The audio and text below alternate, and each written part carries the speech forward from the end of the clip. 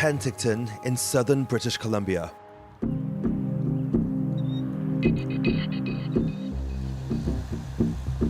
It's from this base that the province's firefighters take off.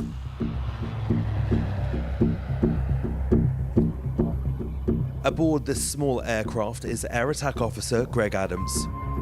Okay, 545136, we're just turning into a crosswind. It's Greg who decides where the two tankers will drop the 10,000 litres of water and fire retardant that they're carrying.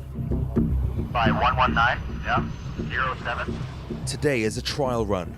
Drop now. Tomorrow, these water bombers will be responding to one of the 30 uncontrolled fires still burning in the province.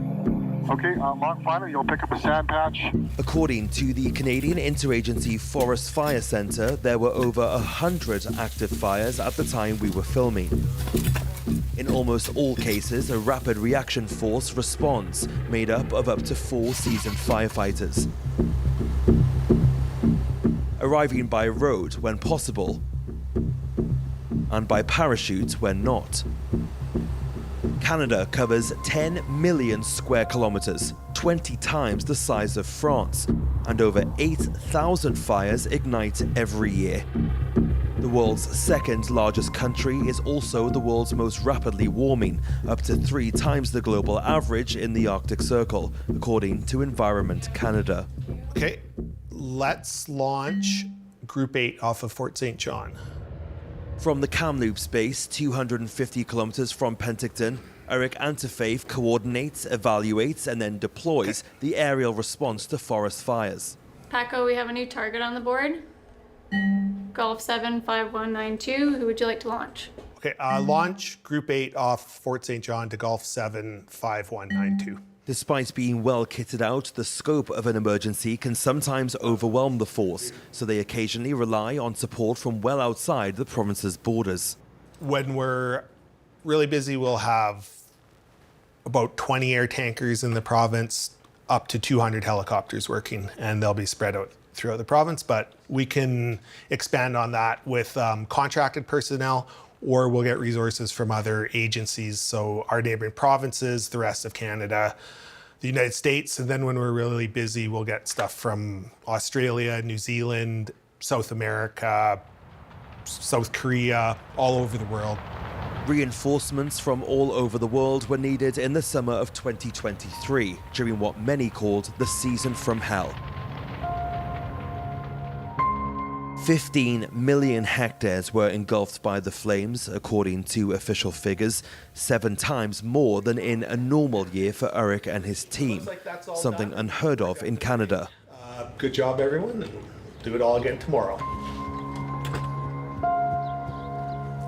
Astoundingly, some fires from the summer of 2023 have resurfaced almost a year later. They're called zombie fires. In the peaty bogs of the north, flames can smolder all winter under the snow before re-emerging after the thaw in the spring, a nightmare scenario for firefighters.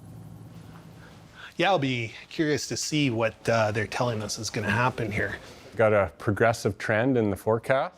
Also battling the flames in their own way is Neil McLaughlin and his forecast unit. They are essential for dispatching the planes, helicopters and 1,500 firefighters deployed each summer in British Columbia. Still got pretty good drought conditions in the northeast. A lot of deep burning, a lot of wind throw. Trees are falling over due to that deep burning. With such a huge area, sometimes only rain can stop the flames. And, as if the drought of 2023 wasn't enough, Neil warns that the worst is yet to come. We're talking about thousands of kilometers of active perimeter. We may not see the same magnitude of area burned, but we'll certainly see heightened activity and busier seasons with a lot of smoke in the air. And restricting maybe outdoor activities. There are measures that we can take to maybe mitigate those future bad fire seasons, but the climate is at least more conducive to more frequent, aggressive fire seasons. More violent and more frequent fires. Far from the cities, but not from the air we breathe. In summer 2023, far-flung forest fires caused Montreal and New York to record the worst air quality in the world. Canada is already paying a high price for the effects of climate change. To get an idea of the cost Canadians pay for fires, take a drive on the Trans-Canada Highway along the Thompson River. Here, the famous miles-long Canadian Pacific freight trains run day and night.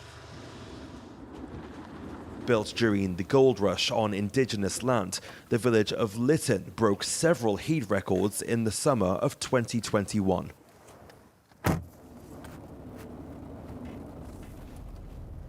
Yeah. It's hard to believe that it's been 3 years. Denise O'Connor, the village mayor, grew up in this valley, which is battered by strong winds in both summer and winter. One afternoon in June 2021, trapped under an oppressive heat, the thermometer read 49.6 degrees. Shortly afterwards, Denise stood on her doorstep, facing a gigantic plume of smoke.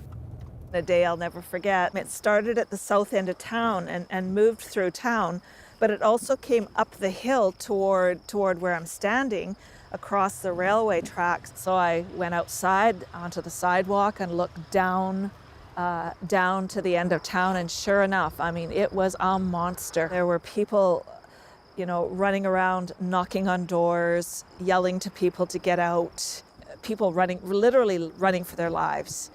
And then to discover that everything was gone is like another level of trauma.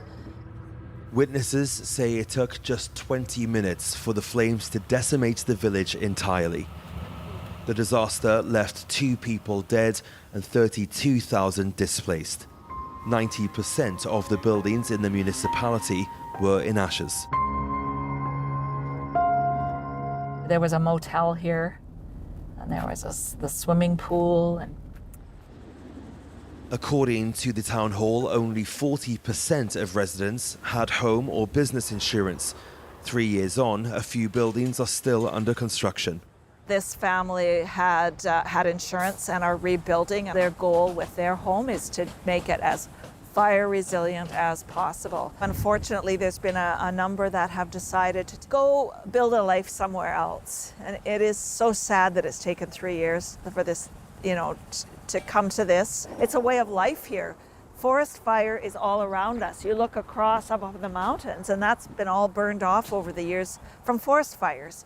It's dry, it's hot, we're aware of that. So I don't think that has scared off too many people. I think for the most part, this is home for people. This is where they want to be. According to the Insurance Bureau of Canada, growing natural disasters mean 1.5 million Canadians can no longer get insurance for their homes and will have to turn to government help in the event of an emergency. Half of Canada's GDP growth could be swallowed up by the cost of climate change by 2025, according to the Canadian Climate Institute.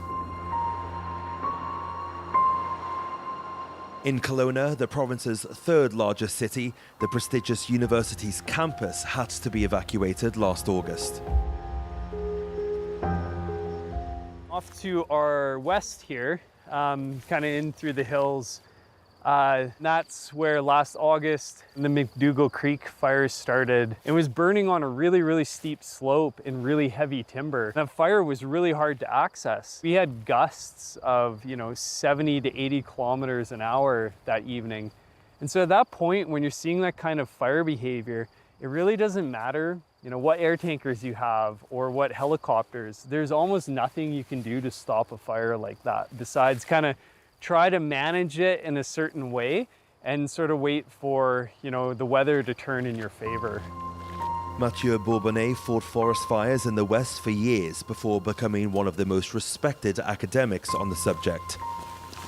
So around us, you can kind of see we have a lot of lodgepole pine and ponderosa pine, but with a lot of bunch grass and other grasses sort of mixed in, as well as a bunch of shrubs. And so those fuel types will vary in terms of how they respond to temperature and wind speed and these different things that influence fire risk. The sensor is just over here, or one of them. Whilst developing a network of sensors to better understand and anticipate forest fires, the researcher and his team are also trying to highlight the importance of prevention and preparation for future disasters, often summed up in one word: fire smart. Fire smart is really important in the sense of every homeowner or anyone who lives in BC that lives in that kind of wildland urban interface, we have a role to play in this too. Thinking about around your house, what kind of plants am I planting, or shrubs or cedars? Like cedars in this area are just horrible. They're basically firewick. To the municipality, how do we think about how we're planning our communities so that we have less risk in the wildland urban interface? So when we do get a fire, maybe it doesn't turn into one of these large destructive, megafires that we're seeing nowadays. Long neglected, the traditional knowledge of indigenous communities, as well as the use of fire breaks and the planting of more fire-resistant trees, could reduce forest fire burn rates. According to the Copernicus Atmospheric Monitoring Service, Canada alone contributed almost a quarter of forest fire greenhouse gas emissions worldwide in 2023.